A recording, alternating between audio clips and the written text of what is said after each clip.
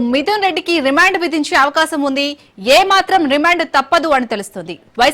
YCP MP Mithun రెడ్డిపై అరెస్టుపై Vijayawada ACB కోర్టులో వాదనలు ముగిశాయి. న్యాయస్థానంలో మిథున్ రెడ్డి అరెస్ట్, లిక్కర్ కేసుపై వాదనలు జరిగాయి. సిట్ తరపున వాదనలు న్యాయవాది కోటేశ్వరరావు, మిథున్ రెడ్డి తరపున న్యాయవాది నాగార్జునారెడ్డి వాదనలు వినిపించారు. మిథున్ రెడ్డికి రిమాండ్ విధించాలని న్యాయస్థానాన్ని సిట్ కోరింది. దీనికి డిఫెన్స్ న్యాయవాదులు ఏమాత్రం అభ్యంతరం తెలపలేదు. దీంతో లంచ్ బ్రేక్ తర్వాత నిర్ణయం వెల్లడిస్తామని న్యాయమూర్తి చెప్పారు. దీంతో లంచ్ బ్రేక్ తర్వాత కోర్టు ఏం తీర్పునిస్తుందనేది ఆసక్తిగా మారింది.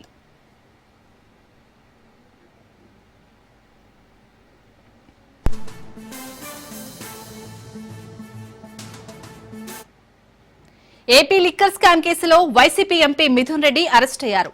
లిక్కర్ స్కామ్ కేసులో మిథున్ రెడ్డి A4 నిందితుడిగా ఉన్నారు. కాగా ఈ కేసుకు సంబంధించి సిట్ అధికారులు మిథున్ రెడ్డిని విచారణకు పిలిచి 6 గంటల పాటు ప్రశ్నించారు.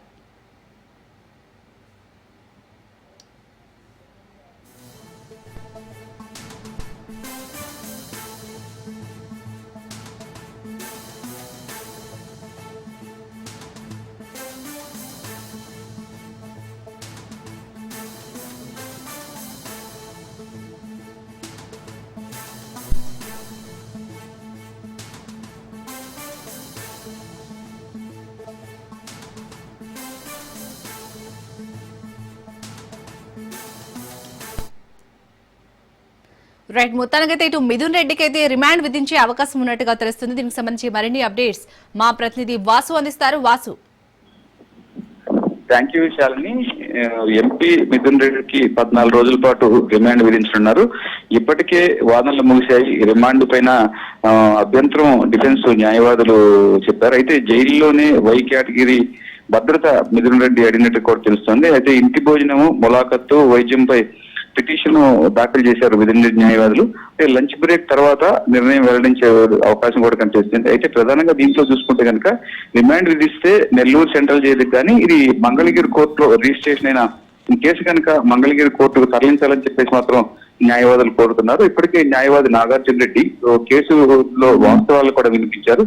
ఇది కేవలం డిస్టరీకి సంబంధించిన కేసు. ఈ కేసులో బెయిల్ ఇవ్వాలని చెప్పేసి కూడా అడిగారు. అలాగే ఎంపీ మిథున రెడ్డికి ఎంపీ కనుక త్వరలోనే పార్లమెంటరీ సమావేశాలు జరగనున్నాయి. ఈ పార్లమెంటరీ సమావేశాలు జరగనున్న నేపథ్యంలో ఖచ్చితంగా ప్రభుత్వం ఎదుట ఏదైతే ప్రజాస్వామ్యబద్ధంగా మిథున్ రెడ్డి అక్కడ హాజరు కావాల్సి ఉంటుంది ఢిల్లీ సభలో, ఇందు నిమిత్తం కూడా బెయిల్ ఇవ్వాలని చెప్పారు. సో కానీ మిథున్ రెడ్డికి ఎగెనిస్ట్ గా వాదించిన పీపీ గారు మాత్రం మిథున్ రెడ్డి పైన ఇప్పటికే 2024లో మంగళగిరికి పిఎస్ లో కేసు నమోదైంది. మిథున్ రెడ్డి ఇప్పటికే సుప్రీంకోర్టు ఆశ్రయించారు. సుప్రీంకోర్టు ఆశ్రయించినప్పటికీ సుప్రీంకోర్టు దీనిపైన ఎటువంటి రిలీఫ్ ఇవ్వకపోవడంతో ఖచ్చితంగా అరెస్ట్ చేయడం జరిగిందని చెప్పారు.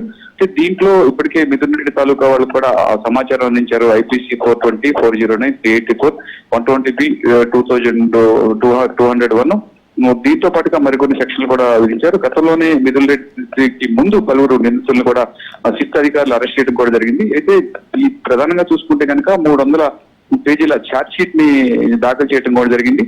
ఈ ఛార్జ్ షీట్ లో జగన్ పేరుతో పాటుగా మనీ ఎక్కడి నుంచి ఎక్కడ ట్రాన్స్ఫర్ అయింది, డిస్టిలరీలో కాకుండా కూడా అన్అఫిషియల్ గా ఈ డబ్బు ఎక్కడి నుంచి ఎక్కడ ట్రాన్స్ఫర్ అయింది అన్న పలు కీలక అంశాలను కూడా అందులో పొందుపరిచారు.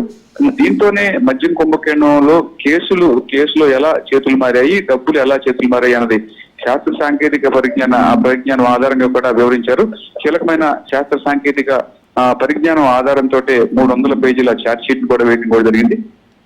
అయితే ఇందులో మిథున్ రెడ్డితో పాటుగా పలువురు నేతలు సెల్ ఫోన్ లో మాట్లాడిన సంభాషణలు కూడా టెక్నాలజీ ఆధారంగా తీసుకున్నారు. దీంతోనే న్యాయమూర్తి గైడ్ లైన్స్ ప్రకారం ఏపీ మాజీ సీఎం వైఎస్ జగన్మోహన్ రెడ్డికి 2-3 రోజుల్లో కూడా సిట్ అధికారులు నోటీసులు జారీ చేయనున్నారు. అయితే ఈ కేసులో మిథున్ రెడ్డికి రిమాండ్ విధించిన అనంతరం కూడా మరొకసారి పీటీ వారెంట్ వేసి మరికొన్ని వివరాలు సేకరించాలని చెప్పేసి ప్రస్తుతం సిట్ అధికారులు అంటున్నారు. దీంట్లోనే 3,500 కోట్ల స్కామ్ జరిగినట్టు ఇప్పటికే ప్రాథమిక సమాచారం ప్రకారం ప్రిలిమినరీ ఛార్జ్ షీట్ ను ఏసీబీ కోర్టులో సిట్ అధికారులు దఖలుపరిచారు. అంటే తొలి ఛార్జ్ షీట్ లోనే మిథున్ రెడ్డి పేరు ఉంది, స్పష్టంగా పేర్కోవడం జరిగింది. దర్యాప్తులో భాగంగా మరొకసారి కూడా ఛార్జ్ షీట్ వేసే అవకాశం ఉన్న నేపథ్యంలో మిథున్ రెడ్డిని ఏసీబీ న్యాయమూర్తి భాస్కర్ ఎదుట కొద్దిసేపు క్రితం హాజరుపరచడం జరిగింది. అలాగే మిథున్ రెడ్డి తరపు న్యాయవాదులైన నాగార్జున రెడ్డి వీళ్ళందరూ కూడా అడిగినప్పుడు కూడా 14 రోజుల పాటు రిమాండ్ విధించే అవకాశం ఖచ్చితంగా ఉంది. దీంట్లోనే అంటే పోలీసులు అవసరమైతే కనుక పోలీసులు బెయిల్ ఇవ్వకూడదని చెప్పినప్పటికీ కూడా ప్రధానంగా అంటే ఎలాగో దీంట్లోనే రిమాండ్ విధిస్తాం కనుక తర్వాత పీటీ వారెంట్ వేసుకుని మరొకసారి విచారణకి మిథున్ రెడ్డిని తీసుకునే అవకాశం ఉంది.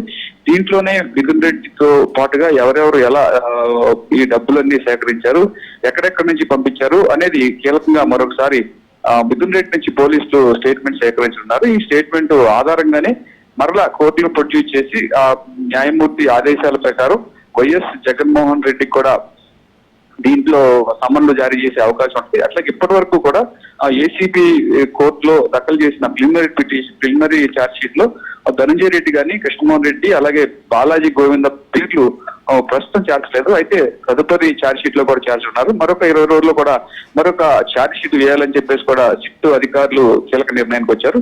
అయితే ఈ కుంభకోణంలో అంతిమ లబ్ధిదారులు ఎవరో అనేది కూడా సిట్ త్వరలో తేల్చుంది.